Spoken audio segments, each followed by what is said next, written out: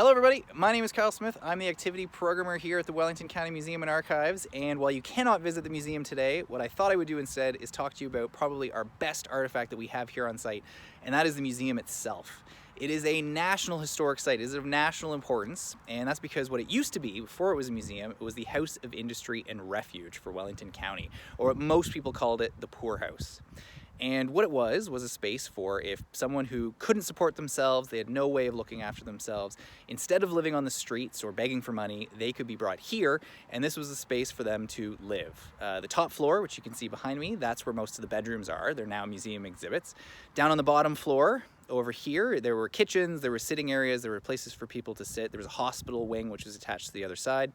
And then right at the top of these stairs, right behind me, right into that front door, which now leads into a hallway, was actually the front entrance where the matron and keeper had a very small apartment. So the married couple who ran the place, that's where they lived. And that's also where the registry book was. So every single person who came here, they had to be deemed unfit for work before they were allowed to receive this sort of assistance. And in order to be deemed unfit for work, you would need to have someone who would vouch for you, some sort of politician or local minister who would agree, and that person would bring you here. You would walk up these steps, going right into that front apartment area, and the registry book was back there, and they would sign you in. So they'd write who you were, where you were from, the reason for your admittance, the reason that you were deemed unfit for work, and then you would be allowed to be signed in. Now that registry book still exists. It is in the archival collection. It's one of our greatest archival collection pieces that we have.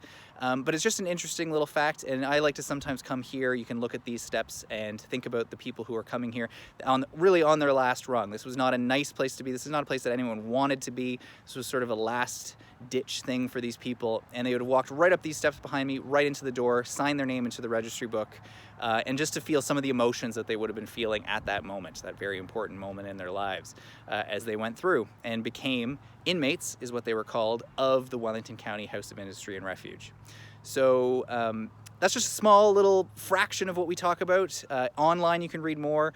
If you come and visit the museum when we're open, you can read more. We have lots of panels that talk about the lives of the people who lived here and the people who ran it. But just a little sort of a snippet, and it's a beautiful building. It is really worth visiting, even if you're just sort of seeing it right now. Please come back when we are open and come to visit and spend some time looking online at some of the online collections that we have, because there is all kinds of fascinating information here for you guys to look at. Thank you very much, and until next time, goodbye.